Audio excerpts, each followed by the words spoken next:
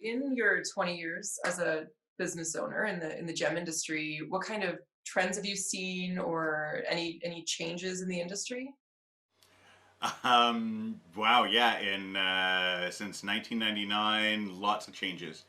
Um, I've seen a lot of. I mean, wow, it's the whole way we do business is very very different from when I first started. So when I first started, it was very much the old way. Everybody was face to face, and a lot of handshaking and um, anytime that I told anybody in 99, 2000, 2001, even today, um, people say to me, people buy gems online. Yeah, yeah.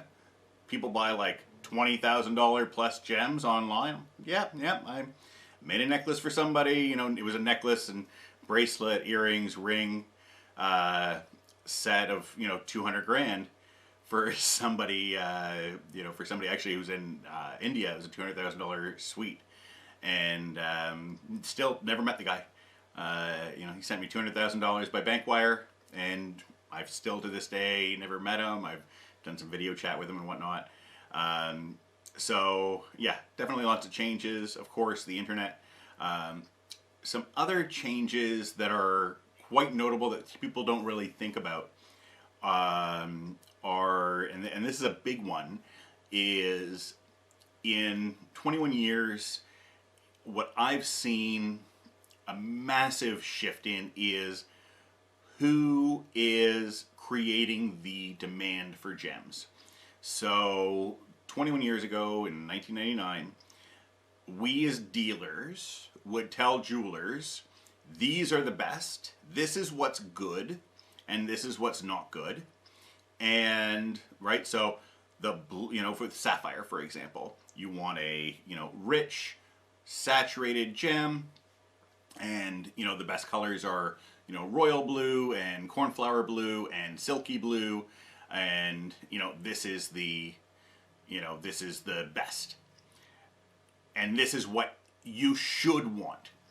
And what we've seen today, I see a massive that's flipped on its head. So for example, teal sapphire, or people call them American blues, that greeny blue, blue green sapphire that we're seeing a lot of now, that is material that never had any demand whatsoever. It was waste. It was, at best, that's kind of cute. Maybe I'll, put a whole bunch of them in a bracelet and, do a mismatch, something kind of cool and funky and stylish. Today, teal sapphires are selling at 10 times plus previous prices, because consumers told us as dealers, right? No, no, no. I get these are rare and beautiful, and this is what it's supposed to be. And absolutely, still the most common gem color with sapphire is blue, and fine blues still sell for the most money, right? Like I was saying, the cornflower and royal and whatnot. So those still definitely sell for the most money, but these teals are getting into thousands of dollars per carat, where it would have been tough for a lot of these to break $100 a carat 20 years ago. So that's actually the biggest thing that I've seen, is consumers saying, I know what I like. You go get what I'm telling you to get, as opposed to I will just listen to you and buy what you tell me to buy. So, yeah, that's really been probably the biggest in 20 years, kind of flipped on its head market change. Another major one after that, I would say, is that we've seen the 3D, 3D CAD design and 3D printing. Um, Custom jewelry is so much easier to make today than it used to be. Right, all we have to do is say, okay, this is the custom piece that we're making, and we design it, and then we print that wax, and we can do pretty incredible pieces for you know, not, I mean, it's still not cheap. You know, you want to make a beautiful piece, it's still expensive to make it. But what would have been a piece that had $3,000 of labor in it is now coming out to $3,000 total, including the gold and the diamonds, you know, like not a ton of diamonds, but a little bit of diamonds and this and that.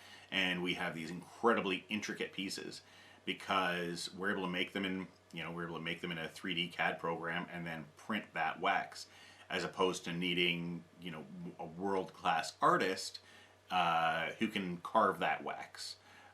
And this is especially apparent in, you know, as I said, the really high labor pieces when you're looking at things like, you know, I made a lion's head ring for a client of mine that would have, you know, I mean, I think it came out to, you know, under 5,000 Canadian dollars total. And this would have been, I mean, there would have been, like I said, there would have been $4,000 or $5,000 of labor because I only know one person that could have hand carved that in Toronto. Two people that could have hand carved that in all of Toronto. And now it's fairly easy to find somebody who can do the CAD work. So that's been a big change. And from the consumer side, I'd say those are the two massive ones.